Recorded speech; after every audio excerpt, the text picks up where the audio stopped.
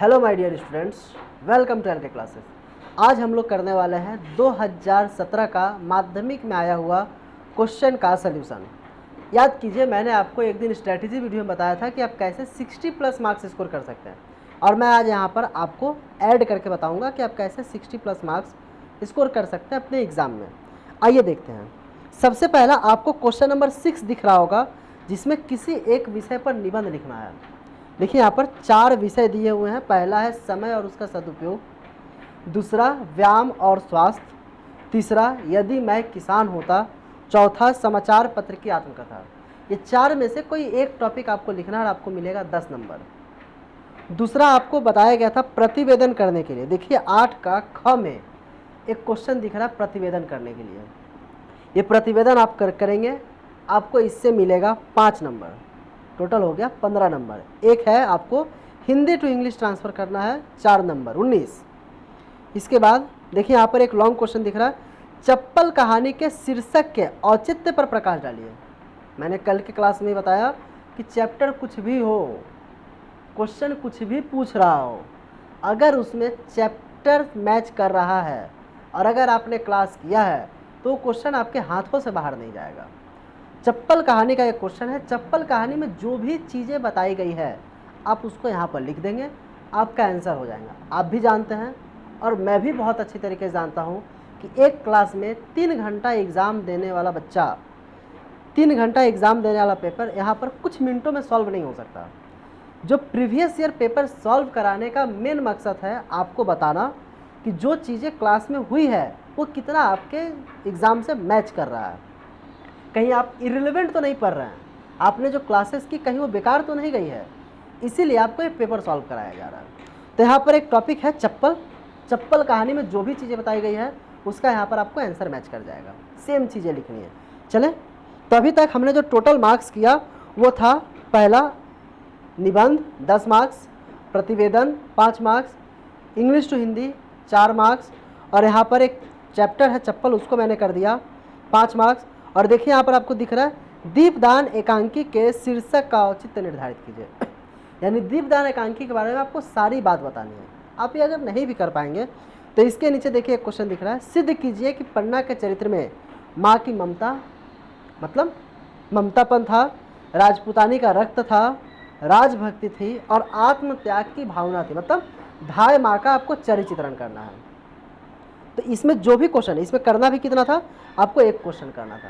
तो टोटल कितना मार्क्स हमने इस पेज से स्कोर किया, तो 5, 5, 10, 10, 20, 5, 25, 4, 29 मार्क्स हमने एक पेज से स्कोर किया। अब चलते हैं हम लोग नेक्स्ट पे। देखिए यहाँ पर आपको उनका ऋण किसी भी रूप में चुकाया नहीं जा सकता। आपको चप्पल कहानी में टॉपिक पढ़ाया गया था कि उनका ऋण किसी भी रूप में चुकाया नहीं जाता। किसके कर्ज के बारे में बात की गई है? मास्टर साहब के कर्ज के बारे में बात की गई है। कौन बोलता है? रंगिया बोलता है। देखिए अंश किस पार्ट से लिया गया, तो अंश चप्पल पार्ट से लिया गया है। अंश में कौन से ऋण की बात की गई है? मास्टर साहब जो रंगिया के बेटे रमन को मुफ्त में पढ़ा लिखते लिखाते हैं, उसका कर्ज किसी भी रूप में रंगिया चुका नहीं सकता। उसे क्यों नहीं चुकाया जा सकता, स्पष्ट कीजिए। मतलब आपको उस चीज़ के बारे में बताना है जो मैंने अभी आपको बताया, यह आपको मिल जाएगा। उसके बाद देखिए अब यहाँ पर आते हैं ग्रामर की तरफ। टोपी वाला लड़का कहाँ है, मिश्र वाक्य बनाना है। नेक्स्ट, समासिक पद विग्रह करना, अपवित्र, मनोहर, जो मन को मोह ले, मनोहर। उसके बाद निषेधवाचक वाक्य, निषेधवाचक वाक्य हमने करा था। निषेधवाचक वाक्य वह वाक्य होता है जिसमें नहीं शब्द का प्रयोग करना पड़ता है। जैसे क्या आप बालू से तेल निकाल सकते हैं, इसका निषेधवाचक क्या होगा? क्या आप बालू से तेल नहीं निकाल सकते हैं। बहुब्रीहि समास किसे कहते हैं, आपको उदाहरण सहित बताना है। देखिए यहाँ पर उचित विराम चिन्ह लगाना है। विराम चिन्ह आपको पता है खड़ी पाई होता है, क्वेश्चन मार्क होता है, ये आपको विराम चिन्ह यहाँ पर खड़ी पाई लगेगा।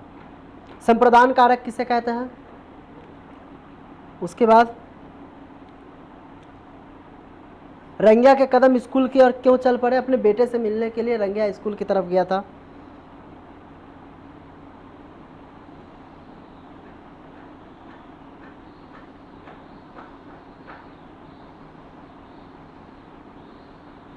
यहाँ पर देखिए 2017 का एमसीक्यू क्वेश्चन है। रंगिया ने चप्पल कहाँ रखे थे? अटारी पर। सीता लिखकर ही उठेगी। इसमें जो उद्देश्य है, क्या काम करने का उद्देश्य है यहाँ पर, तो लिखना यहाँ पर उद्देश्य है। इच्छावाचक वाक्य कौन सा है? आपकी यात्रा मंगलमय हो। जिस व्यक्ति या वस्तु पर क्रिया का प्रभाव पड़ता है उसे कर्म कारक कहते हैं। पढ़ने के लिए पुस्तक लाओ, के लिए याद कीजिए, के लिए किस कारक की विभक्ति चिन्ह है? संप्रदान कारक की विभक्ति चिन्ह होती है के लिए। कल मैं सरल और विनम्र व्यक्ति से मिला, और शब्द किस वाक्य में लगता है? संयुक्त वाक्य में। विद्यागर का समास विग्रह करना है, विद्या के लिए घर। देखिए यहाँ पर कवि रविंद्रनाथ ठाकुर सुख के दिन में परमात्मा के प्रति कैसी भावना रखते हैं? कवि रविंद्रनाथ ठाकुर कहते हैं कि हे प्रभु, अगर मैं अपने सुख के दिनों में अगर आपको याद ना करूं तो कृपया दुख के दिनों में आप मेरी सहायता ना कीजिएगा। तो यहाँ पर जो भी क्वेश्चंस डिस्कस किए गए हैं ये आपको 65 प्लस मार्क्स आपको हिंदी में देंगे। लेकिन शर्त क्या है? जो भी क्लासेस करवा दी गई है उन क्लासेस को आप बहुत अच्छी तरीके से और बहुत ईमानदारी से उन क्लासेस को कंप्लीट कीजिए। जो भी चैप्टर्स करवाए गए हैं वो चैप्टर एग्ज़ाम के लिए बहुत इंपॉर्टेंट है और उन्हीं चैप्टर से क्वेश्चन बार बार करके रिपीट होता है। तो अगर आपने अभी तक उन क्लासेस को नहीं किया है और अभी तक अगर आप ये आशा में है कि आपके लिए कोई चूरन चटनी बन के आएगा, कोई दवाई बन के आएगा जो आपको एग्ज़ाम के एक दिन पहले खाने को मिल जाएगी, जिससे आपका एग्ज़ाम अच्छा जाएगा, तो आप अभी भी बहुत बड़े भ्रम में जी रहे हैं। तो सबसे पहले आप जाइए उन क्लासेस को कंप्लीट कीजिए। इस वीडियो को अपने उन दोस्तों तक पहुंचाइए जिन्होंने अभी तक ना हिंदी पढ़ना शुरू किया है या जिन्हें हिंदी में कष्ट होता है। वीडियो पे लाइक कीजिए, चैनल को सब्सक्राइब कीजिए ताकि नेक्स्ट क्लास का नोटिफिकेशन सबसे पहले आपके पास तक पहुंचे। Thank you.